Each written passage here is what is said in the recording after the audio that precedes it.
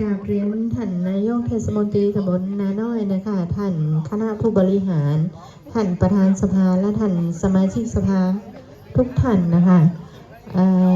บ่ฮู้จะกล่าวอะไรอย่างเนาะเพราะว่าทุกท่านก็ได้กล่าวไปหมดแล้วนะคะแต่ดีนั่งใจเลยมีได้นะครับรักษาการแตนนี่เนี่ยก็ในความรู้สึกนี่ก็รู้สึกเสียใจที่ท่านจะได้ไปอยู่ที่อื่นนี่นะคะเขาทำงานร่วมกันมา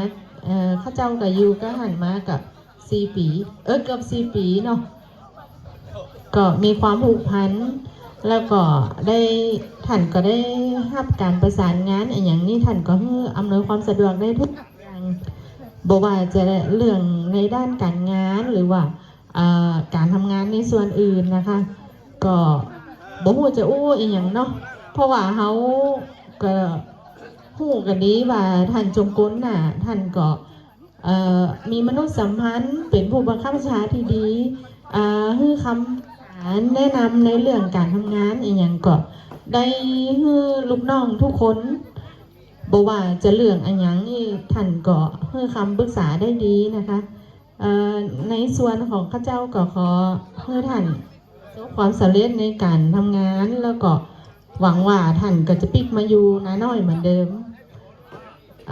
แต่ข้าเจ้าในกระบอกว่าจะได้อยู่ล้อท่านก็ปีหน้านี่บ่แน่อาจจะได้ละอำลาวงการเลยก็ได้ เจ้ากระบอกจะโอ้ยอย่างนะคะเนาะถ้ายังก็คิดถึงกันเหมือนเดิมทักกันเหมือนเดิม